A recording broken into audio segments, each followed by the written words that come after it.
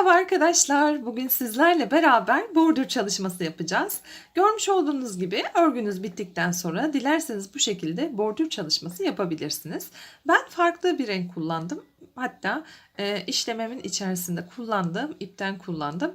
Tekrardan gülümü bir tane daha kırmızıyı buraya ilave edeceğim. Kırmızı ağırlıklı olsun istediğim için. Sizler ne yapabilirsiniz? Gene kullanmış olduğunuz ipin aynısından bu bordürü geçebilirsiniz. Hiç fark etmez. Şimdi ben başladığım için başlangıç noktasını gösterebilmem adına burada farklı bir renkle çalışacağım sizlere ve bunu göstereceğim. Şimdi görmüş olduğunuz gibi bunu da sarı renkle çalışmak istiyorum.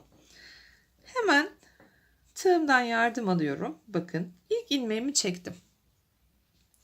İlk ilmeğimi çektikten sonra şurada uzun bıraktığım ipimi o ilk ilmeğimin içerisinden geçiriyorum arkadaşlar ve kitleme işlemini gerçekleştiriyorum.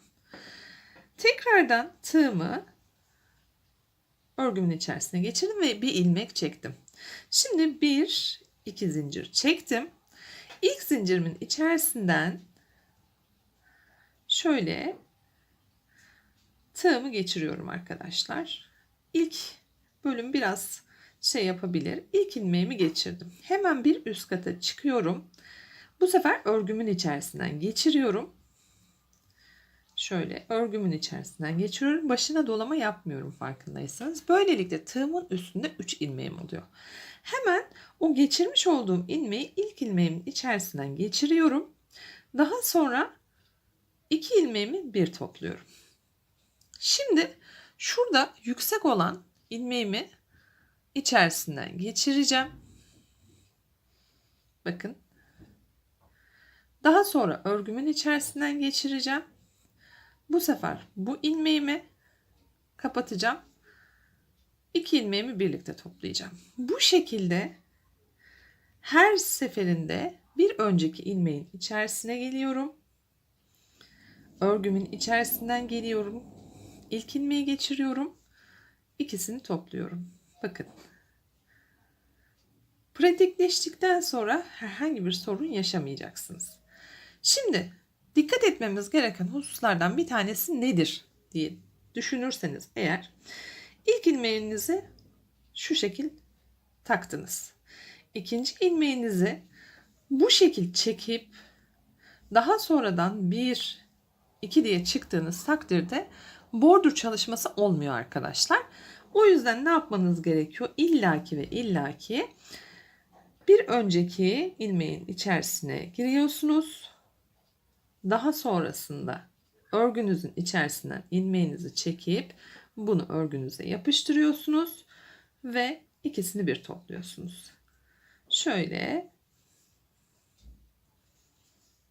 bakın. Her seferinde önce bir önceki ilmeğin içerisinden geçiriyoruz ve topluyoruz. Böylelikle bordür çalışmamız çok daha düzgün bir şekilde devam ediyor. Eğer eliniz sıkıysa tığınızın numarasını arttırabilirsiniz. Ben şu anda bebe ipi kullandığımdan dolayı 3,5 numaralı tığ kullanıyorum.